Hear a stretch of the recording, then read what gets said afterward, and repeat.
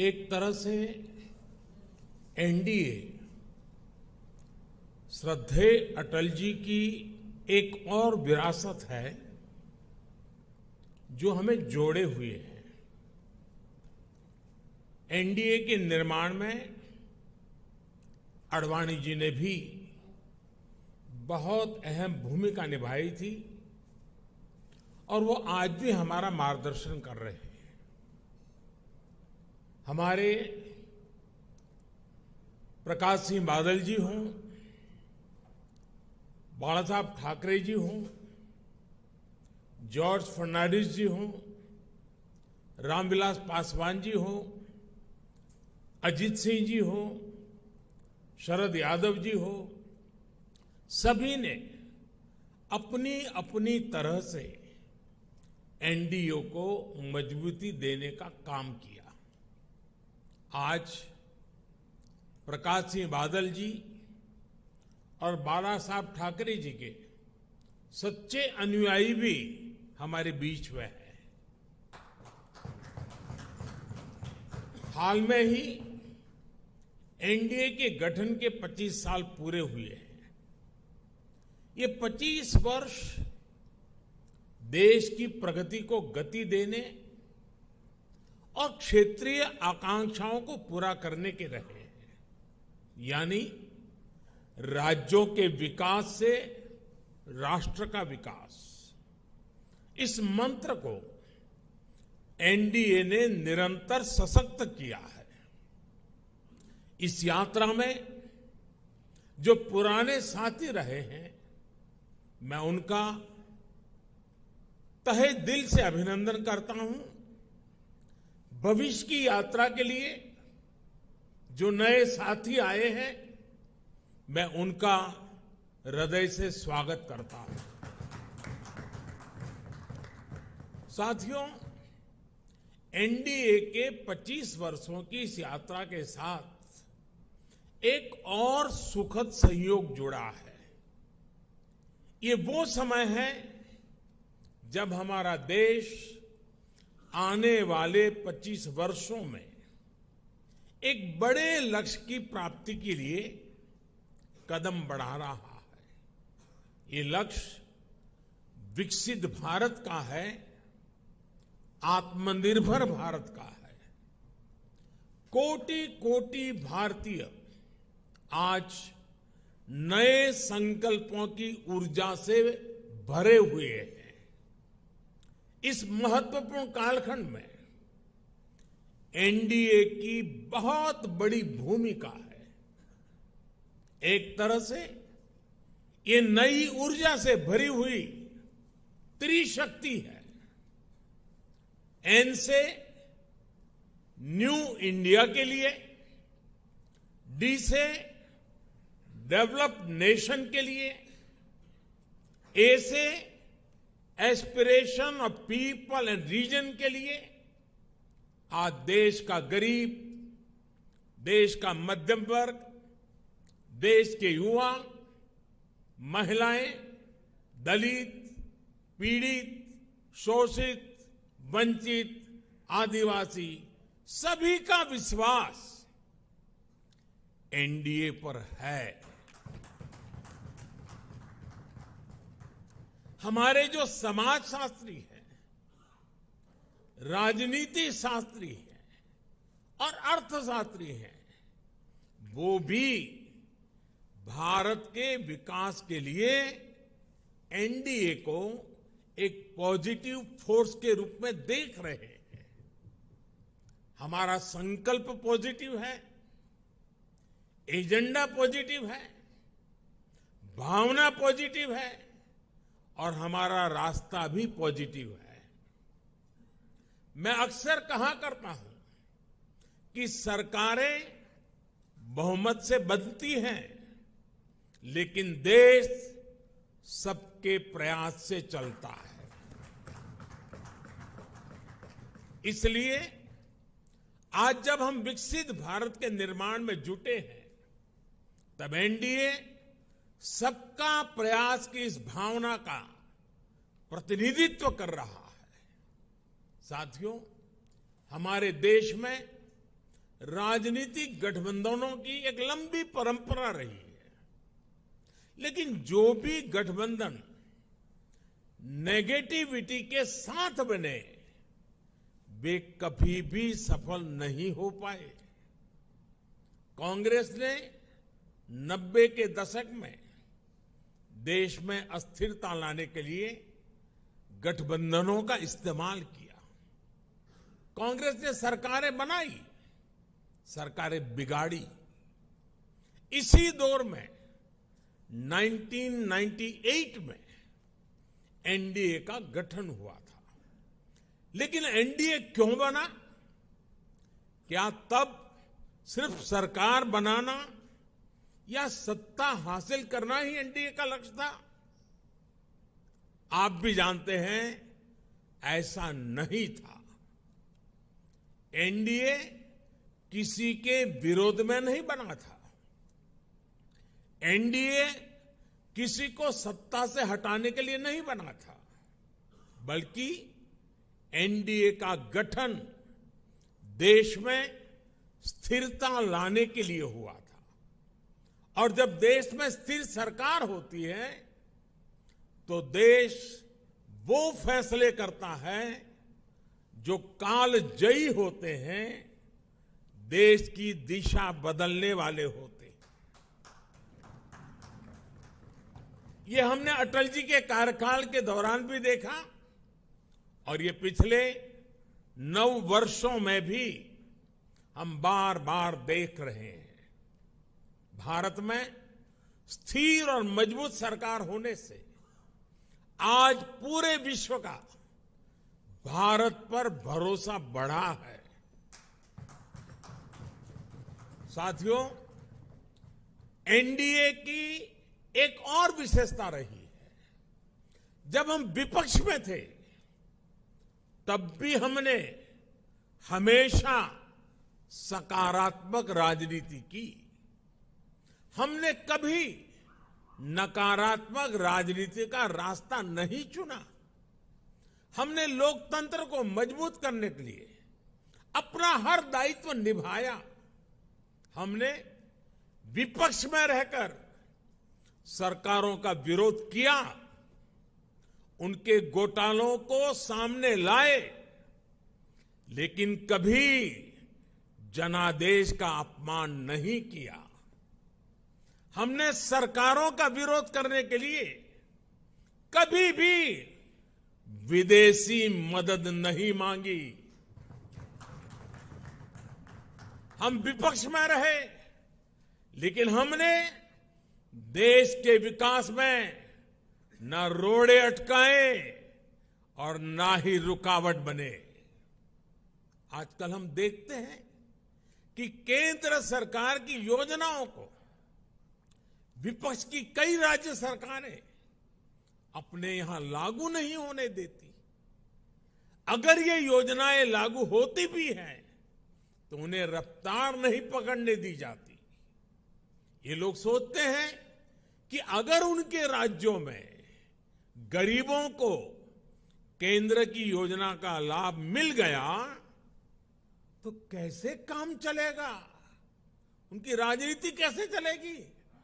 मुझे याद है, गरीबों के घर के लिए, हर घर जल के लिए, आयुष्मान भारत योजना के लिए कितनी ही बार विपक्ष के मुख्यमंत्रियों को मुझे चिट्ठियां लिखनी पड़ती है। लेकिन ये लोग गरीब के कल्याण को भी राजनीतिक नफा नुकसान से ही तोलते रहे। साथियों, जब गठबंधन सत्ता की मजबूरी का हो, जब गठबंधन भ्रष्टाचार की नीयत से हो, जब गठबंधन परिवारवाद की नीति पर आधारित हो, जब गठबंधन जातिवाद और क्षेत्रवाद को ध्यान में रखकर किया गया हो, तो वो गठबंधन देश का बहुत नुकसान करता है। 2014 से पहले की गठबंधन सरकार का उदाहरण हमारे सामने है। तमाम उठापटक के बीच वो गठबंधन सरकार किसी तरह अपने 10 साल खींच पाई। लेकिन देश को क्या मिला? प्राइम मिनिस्टर के ऊपर भी एक आला कमान, पॉलिसी पैरालिसिस, निर्णय लेने में अक्षमता, भांति भांति के पावर सेंटर्स, अव्यवस्था और अविश्वास, खींचतान और करप्शन, लाखों करोड़ों के घोटाले। आपको याद होगा, जब भी पिछली सरकार के कुशासन पर सवाल उठते थे तो गठबंधन की मजबूरियां गिनाई जाती थी। बहाना एक ही, गठबंधन के कारण। क्रेडिट लेने के लिए तो हर कोई आगे आता था, लेकिन जैसे ही कुछ गड़बड़ होती थी तुरंत अपने सहयोगियों पर दोष मढ़ दिया जाता था। हम सौभाग्यशाली हैं कि एनडीए की स्थिति इससे बिल्कुल विपरीत है, अलग है। हमारे लिए गठबंधन मजबूरी का नहीं बल्कि मजबूती का माध्यम है। एनडीए कोएलिशन कंपल्सन्स का नहीं बल्कि कोएलिशन कॉन्ट्रिब्यूशंस का प्रतीक है। क्रेडिट भी सबका है, दायित्व भी सबका है। एनडीए में कोई भी राजनीतिक दल बड़ा और कोई भी राजनीतिक दल छोटा नहीं है। हम सभी एक लक्ष्य के लिए आगे बढ़ रहे हैं। आपने देखा है 2014 हो या फिर 2019, भाजपा को बहुमत से अधिक सीटें मिली, लेकिन सरकार एनडीए की ही रही, एनडीए की भागीदारी बनी रही। साथियों, एनडीए के गठन से लेकर ही हमारा संकल्प समाज के अंतिम व्यक्ति तक पहुंचने का रहा है। जो वंचित है, जो शोषित है, उसको सशक्त करना हमारी प्राथमिकता है। आज देश की जनता देख रही है कि एनडीए में कौन कौन से दल हैं। एनडीए में जितने भी दल हैं, वे समाज के ऐसे वर्गों के बीच काम करते हैं जो वंचित रहे हैं, शोषित रहे हैं। हमारे समूह में गांव, किसान, दलित, पिछड़े, आदिवासियों के बीच काम करने वाले ये सारे नेता यहां हैं। एनडीए में जो दल है वो ऐसे क्षेत्रों में काम करते हैं जिनकी पहले दिल्ली में सुनवाई तक नहीं होती थी। एनडीए एक प्रकार से क्षेत्रीय आकांक्षाओं का बहुत ही खूबसूरत इंद्रधनुष है। एनडीए देश के लिए, देश के लोगों के लिए समर्पित है। एनडीए की विचारधारा है nation first, security of nation first. NDA की विचारधारा है प्रोग्रेस फर्स्ट। एनडीए की विचारधारा है एम्पावरमेंट ऑफ पीपल फर्स्ट। साथियों, आपको याद होगा एनडीए की बैठक में हमने संकल्प लिया था कि हम देश की गरीबी को गरीबों की ताकत से ही गरीबी को परास्त करेंगे। इसलिए इन वर्षों में हमारा सबसे ज्यादा जोर गरीबों को सशक्त करने पर रहा। हमने श्रमयोगी को सम्मान दिया, डिग्निटी ऑफ लेबर पर बल दिया। हमने गरीब को सुरक्षा का एहसास दिया। हमने गरीब को यह विश्वास दिया कि आपके हर प्रयास के पीछे एनडीए सरकार एक भरोसेमंद साथी की तरह आपके साथ खड़ी है। जैसे किसान को अगर सही बीज और खाद पानी मिल जाए तो वो पैदावार का रिकॉर्ड बना देता है, वैसे ही हमने गरीबों को सशक्त करने के लिए उन्हें हर संभव मदद की। इसका परिणाम क्या आया? अभी नीति आयोग की सबसे ताजा स्टडी आई है, आप में से कुछ मित्रों ने उसका उल्लेख भी किया। इस स्टडी के मुताबिक 2015-16 के बाद के 5 वर्षों में ही 13.5 करोड़ लोग गरीबी रेखा से बाहर आ गए हैं। इसके पूर्व वर्ल्ड बैंक की रिपोर्ट के समय सामने आया कि कैसे बहुत कम समय में ही 40-42 करोड़ लोगों ने गरीबी को परास्त किया है। आईएमएफ के मुताबिक एक्सट्रीम पॉवर्टी यानी अति गरीबी भी भारत में खत्म होने की कगार पर है। ये आईएमएफ का रिपोर्ट कह रही है। साथियों, यहां एनडीए के आप सभी साथी तो जमीन से जुड़े लोग हैं। आप देखिए, जब किसी गरीब को पक्का घर मिलता है तो ये सिर्फ एक छत की जरूरत पूरा नहीं करता, बल्कि ये उस परिवार को सुरक्षा कवच देता है, उसके सपनों को पंख देता है। जब गरीबों को बैंक लोन देने के लिए सरकार अपनी तरफ से गारंटी देती है, तब उनको एक साथी मिलता है, एक सहारा मिलता है।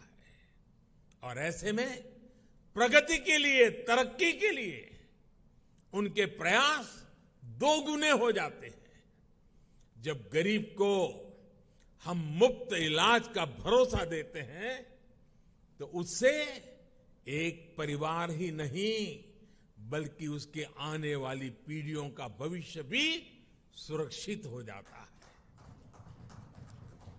आप सभी जानते हैं कि पहले जब गरीब परिवार में बीमारी आती थी तो उसके पास 2 ही विकल्प होते थे, या तो अपनी आंखों के सामने अपनों को जीवन के लिए संघर्ष करते देखें, या फिर मकान, दुकान, खेत, खलिहान जो भी थोड़ा बहुत पास में हो उसे बेचें या गिरवी रखें।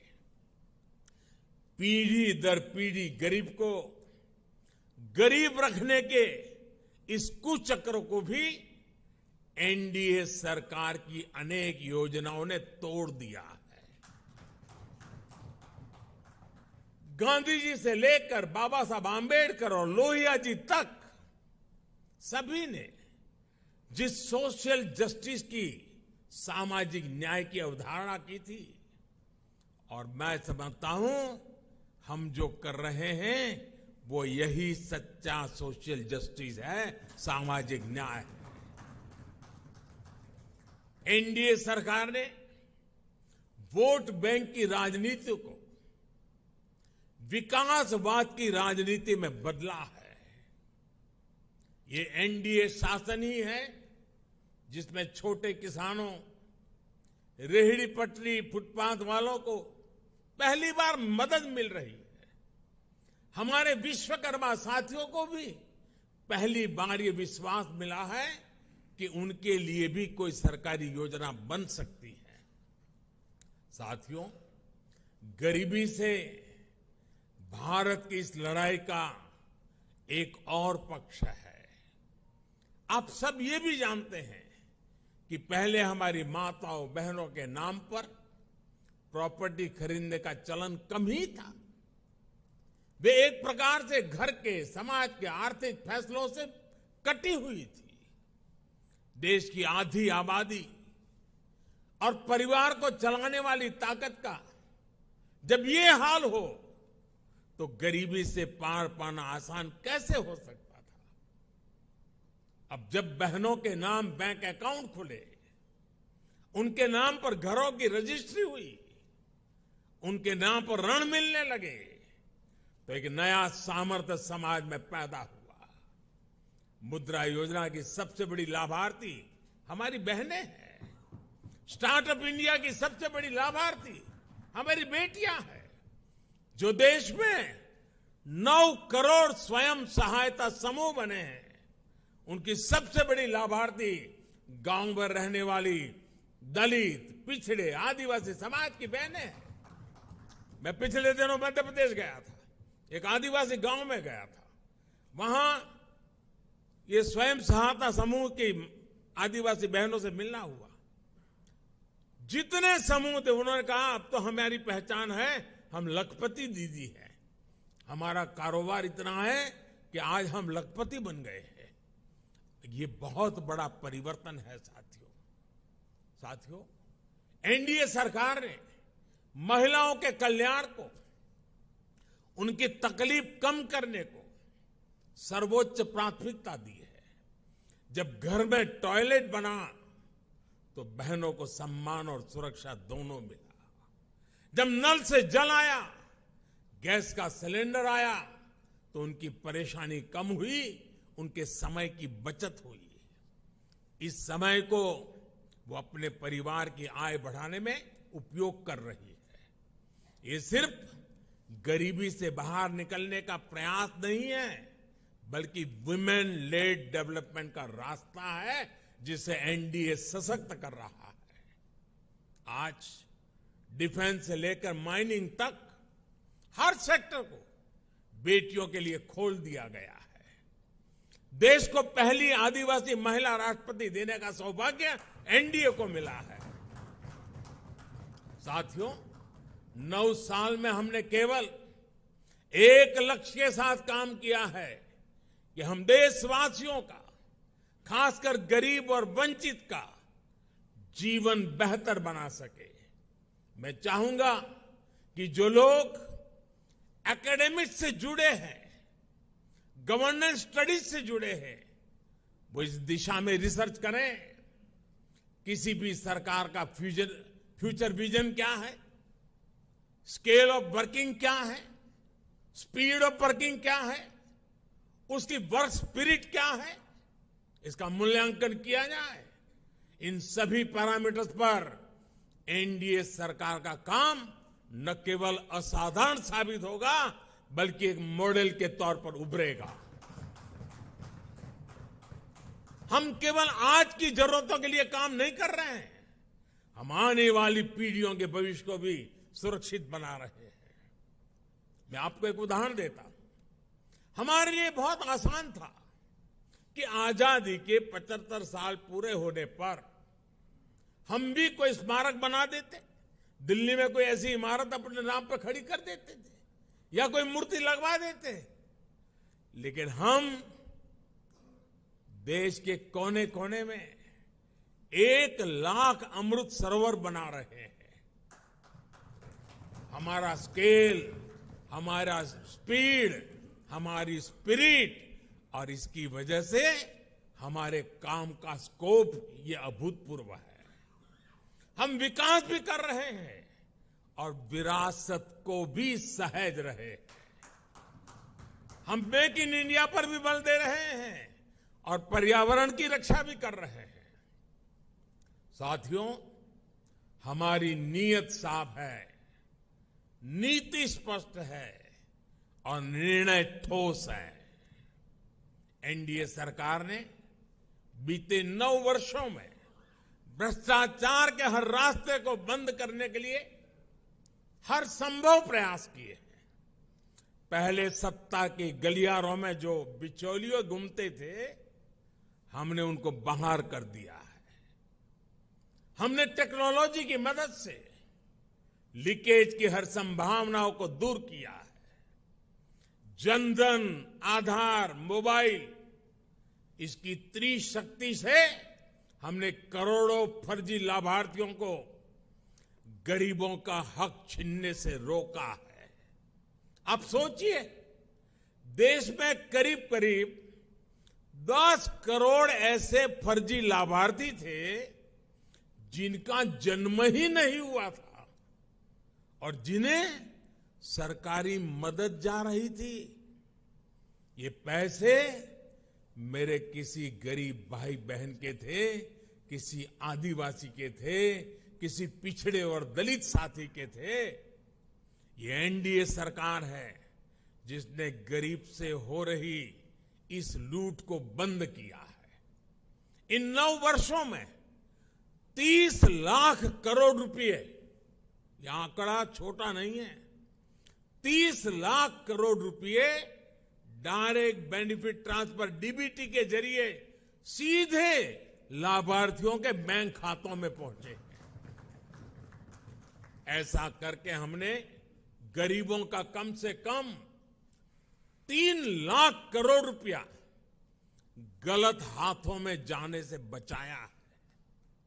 साथियों, लोकतंत्र में राजनीति अलग अलग विजन को देश के सामने रखने का एक माध्यम होती है, लेकिन हर विजन का, हर विचारधारा का मकसद एक ही होता है, गुड गवर्नेंस और देशवासियों की सेवा।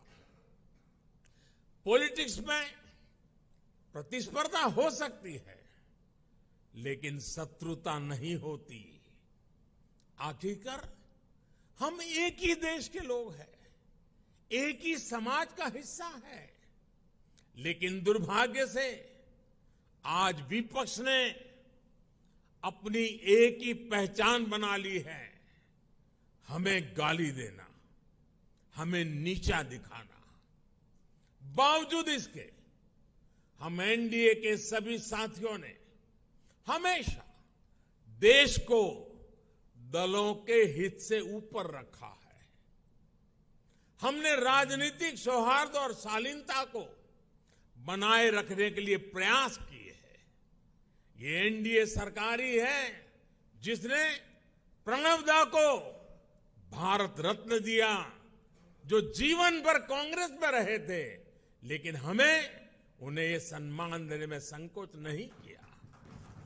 ये एनडीए सरकार ही है जिसने मुलायम सिंह यादव, शरद पवार, गुलाम नबी आजाद, तरुण गोगोई, एमसी जमीर, मुजफ्फर बेग, ऐसे अनेक नेताओं को जो राजनीतिक दृष्टि से हमारे साथ नहीं है, हमारे खिलाफ है, हमने पद्म सम्मान दिया है उन लोगों को। ये नेता भी कभी बीजेपी या एनडीए में नहीं थे, लेकिन हमने देश सेवा में उनके लंबे योगदान को स्वीकार किया, उसे सराहा, उन्हें सम्मानित किया। लोकतंत्र की ये मूल भावना एनडीए की कार्यशैली में आपको हर जगह दिखेगी। इस समय भारत G20 समिट को होस्ट कर रहा है। इससे जुड़े आयोजन देश के हर राज्य में, हर हिस्से में हो रहे हैं। हमने इन आयोजनों को वेन्यू तय करते समय कभी ये नहीं सोचा कि किस राज्य में कौन सी पार्टी की सरकार है।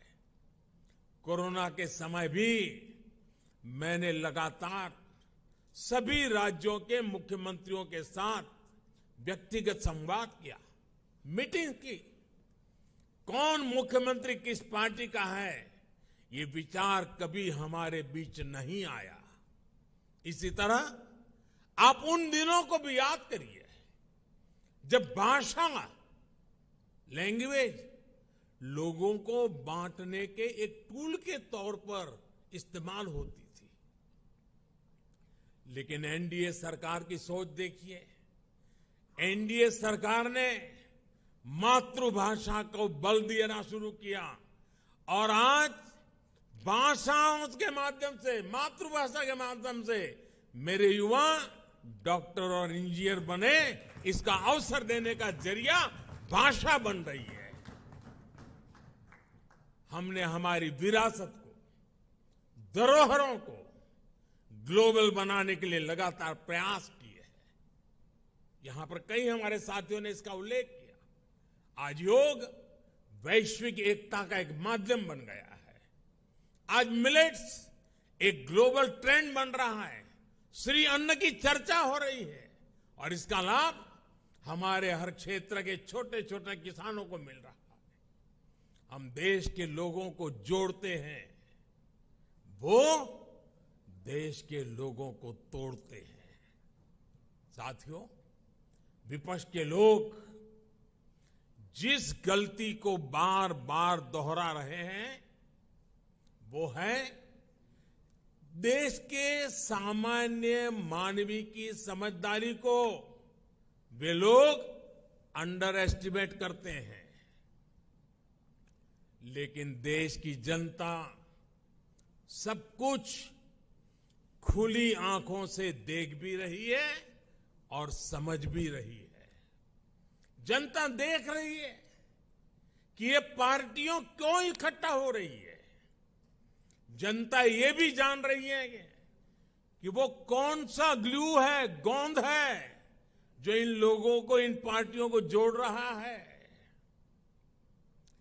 किस तरह छोटे छोटे स्वार्थ के लिए मूल्यों और सिद्धांतों से समझौता किया जा रहा है। लोग देख रहे हैं कि केरल में लेफ्ट और कांग्रेस एक दूसरे के खून के प्यासे हैं, लेकिन बेंगलुरु में दोनों पार्टियों के नेता हाथ में हाथ डालकर मुस्कुरा रहे हैं। लोग देख रहे हैं कि बंगाल में लेफ्ट और कांग्रेस के नेताओं पर, उनके कार्यकर्ताओं पर टीएमसी हमले कर रही है, लेकिन इनके नेता टीएमसी के खिलाफ कुछ भी बोलने से बच रहे हैं। इसलिए देश के लोग कह रहे हैं कि गलबहियां मिशन नहीं है, मजबूरियां है। इनकी सच्चाई आपको दूसरे राज्यों में भी दिखाई देगी। नेशनल कॉन्फ्रेंस के नेता और पीडीपी के नेता एक दूसरे को कैसी कैसी गालियां देते हैं। आरजेडी और जेडीयू के लोग कैसे कैसे शब्दों से एक दूसरे को नवाजते थे। देश की जनता ने यह सब करीब से देखा है और देख रही है। इसलिए इनकी नुरा कुश्ती हो या मजबूरी की दोस्ती, इसकी हकीकत 140 करोड़ देशवासियों के सामने आ चुकी है। साथियों, अपने राजनीतिक स्वार्थ के लिए ये लोग पास पास तो आ सकते हैं, लेकिन साथ नहीं आ सकते। इन्हें अपने कार्यकर्ताओं की भी परवाह नहीं है। ये अपने कार्यकर्ताओं से उम्मीद करते हैं कि जीवन भर जिसका विरोध किया उसका अचानक सत्कार करने लगे। अब ऐसे में इन दलों का कार्यकर्ता खुद भ्रमित है कि करे तो क्या करे। मैं तो आज ये भी कहूंगा कि जो लोग आज मोदी को कोसने के लिए इतना समय लगा रहे हैं, अच्छा होता वो देश के लिए सोचने में, गरीब के लिए सोचने में अपना समय लगाते। हम उनके लिए सिर्फ प्रार्थना ही कर सकते हैं। साथियों, 24 का चुनाव बहुत दूर नहीं है। देश के लोग मन बना चुके हैं कि तीसरी बार फिर एनडीए को ही अवसर देना है।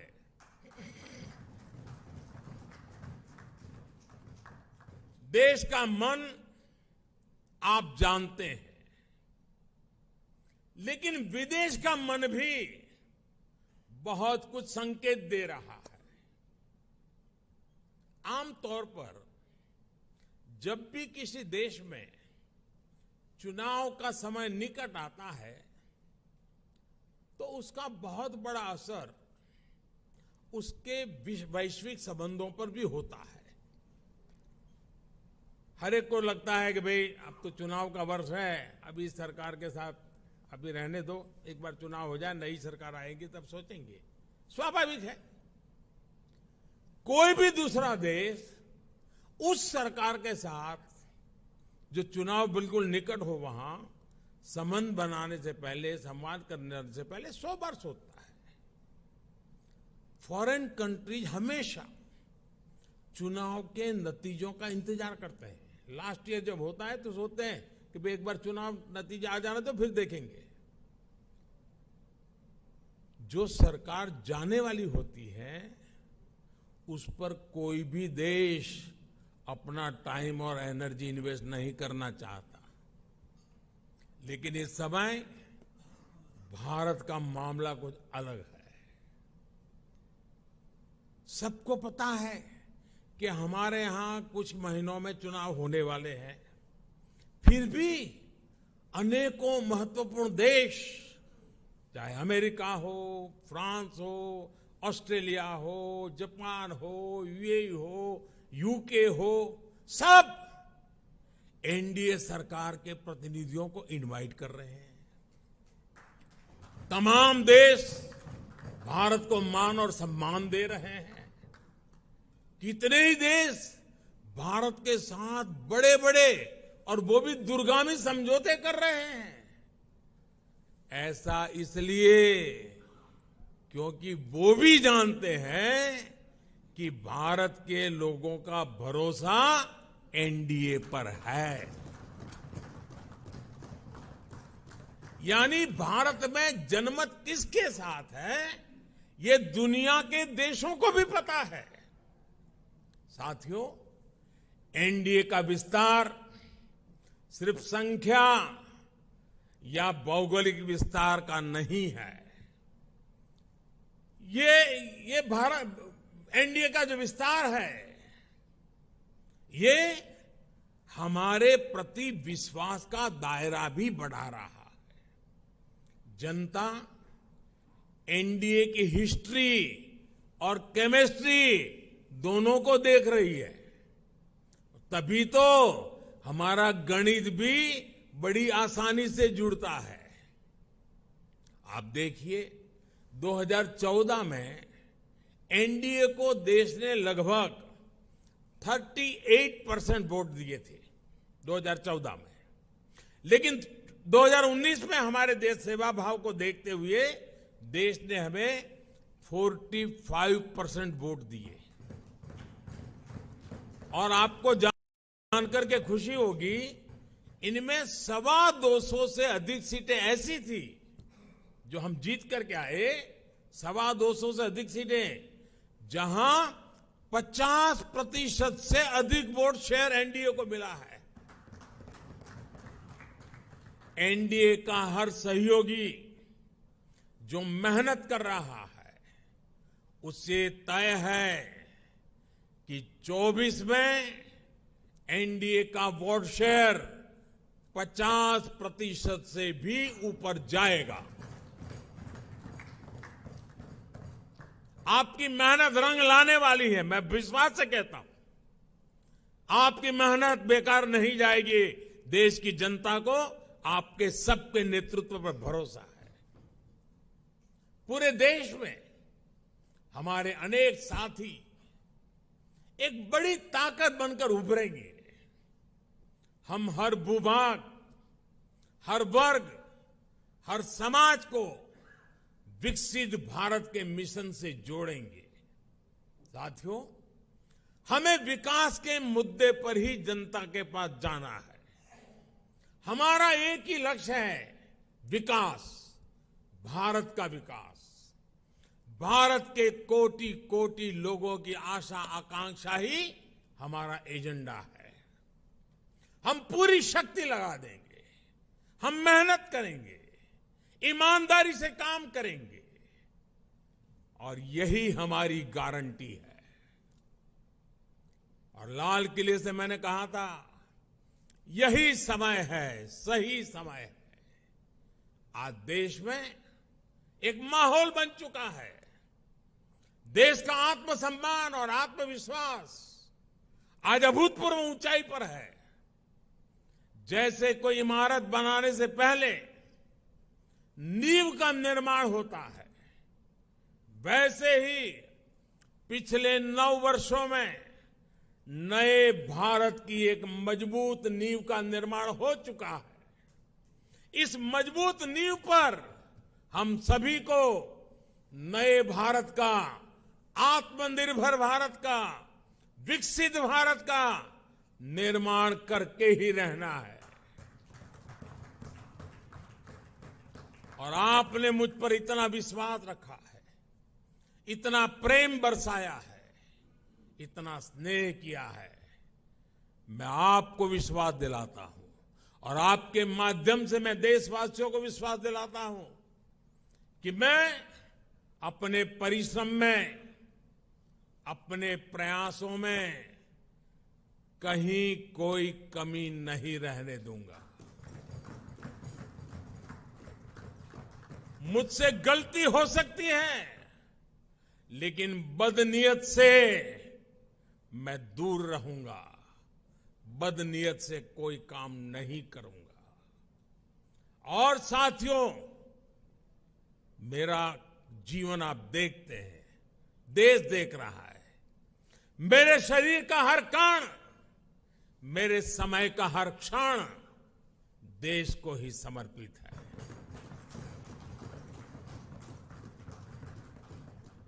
आपका ये विश्वास, आपके ये आशीर्वाद, ये मेरी ऊर्जा है। और साथियों, आप सब कह रहे थे कि 2014 में देश की इकोनॉमी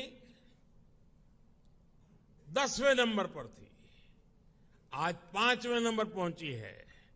और मैं आपको विश्वास दिलाता हूं, एनडीए के तीसरे टर्म में इस देश की इकोनॉमी दुनिया में तीसरे नंबर पर होके रहेगी।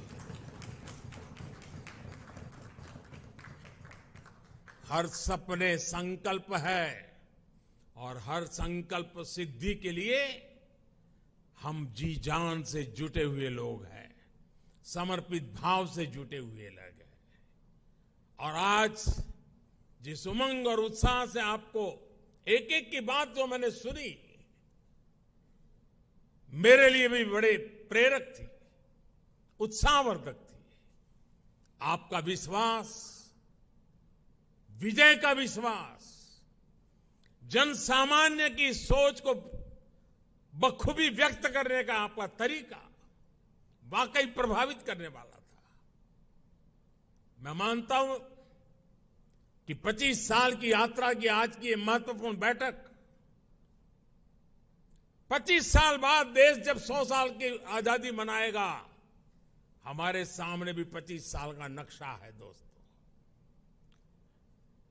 देश जब अमृत महोत्सव मना रहा है तो हमें सेवा करने का मौका मिला है। और आप लिख के रखिए, यही लोग हैं, यही लोग हैं। जब देश 100 साल की आजादी का पर्व मनाएगा, आप ही के परिश्रम से, आप ही के पुरुषार्थ से, आप ही के नेतृत्व से ये संभव होने वाला है, ये मैं साफ देख रहा हूं। दोस्तों, इस विश्वास के साथ मैं फिर एक बार आप सभी का इस बैठक में आने के लिए, एनडीए को सशक्त करने के लिए मैं हृदय से बहुत आभार व्यक्त करता हूं।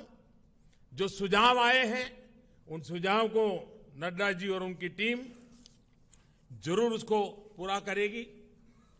साथियों, पिछले 9 साल में मेरी व्यस्तता के कारण शायद कभी आप में से किसी ने संपर्क करने का प्रयास किया हो और मैं न कर पाया हूं। हो सकता है इस 9 साल में मेरे प्रवास के दरमियान शायद एसपीजी सिक्योरिटी का कारण आपको उचित स्थान न मिला हो सकता है किसी इनविटेशन कार्ड में आपका नाम रह गया हो।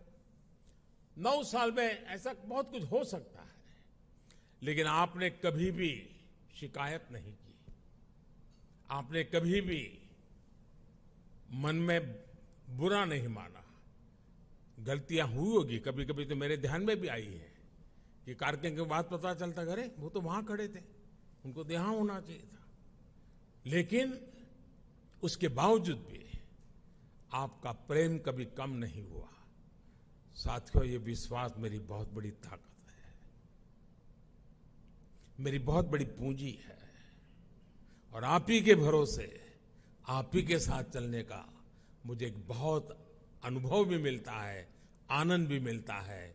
मैं फिर एक बार आप सभी साथियों का हृदय से आभार व्यक्त करता हूं और मैं विश्वास दिलाता हूं कि हम देश की आशा आकांक्षाओं को पूरा करने में एक टीम बन करके, एकता के साथ, एकजुटता के साथ, आत्मविश्वास के साथ, संकल्प के साथ चल पड़ेंगे, विजयी होके रहेंगे। जनता के आशीर्वाद पूर्व बाहर मिलते रहेंगे। अपने कर्तृत्व के कारण, समर्पण के कारण, ध्येय निष्ठा के कारण, जनता के प्रति हमारे लगाव के कारण ये सब संभव होने वाला है। जनता जनार्दन है, जनार्दन में मेरा विश्वास है, उस विश्वास से परिणाम निश्चित है। फिर एक बार आप सबका बहुत बहुत धन्यवाद। नमस्कार।